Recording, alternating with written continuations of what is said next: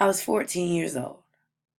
I was a student in Mr. Moore's AP US history class, so quite naturally I would sit in the daze and stare at the manila colored walls as he droned on and on about the conquering of US territories and manifest destiny, and I couldn't be more uninterested.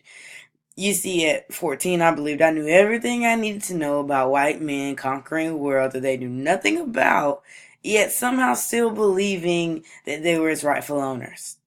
Because I learned it all my life. But on February the 26th, 2012, I listened.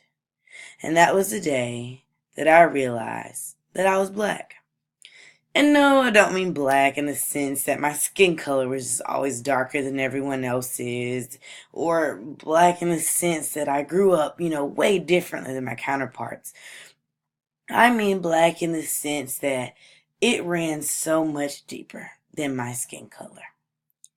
Honestly, it ran deeper than anything I'd ever felt before. You see, that was the day that he died.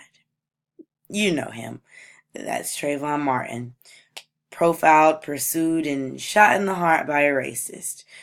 But what's new, you'd think, because it's pretty much normalized in our society that the deaths of young black girls and boys is something that we just shrug our shoulders and casually go about our day.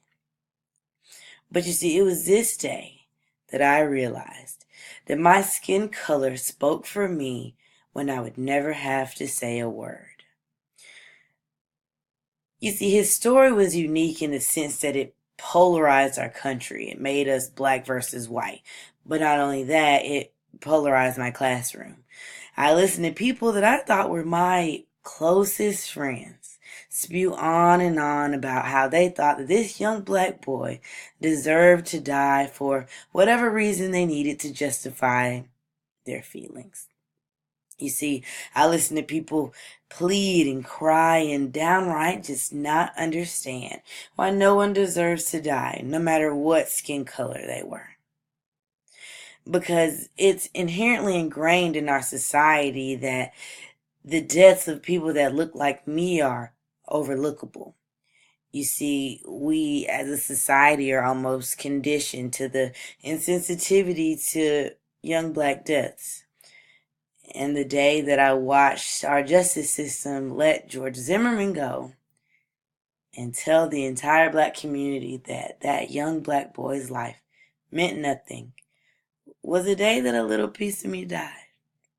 You see, I was overcome with fear and anger because I've never known what it felt like to live in a place where you were just unwanted.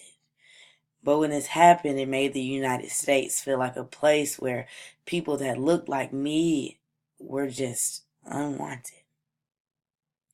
But today is July 3rd, 2018.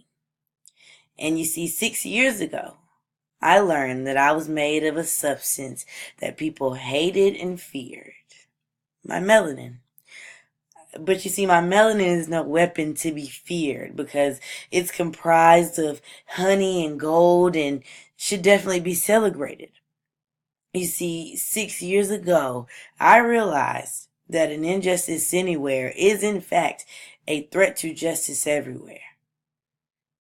But this young black boy being gunned down helped me get the courage to stand up. And I want to help bring that justice everywhere.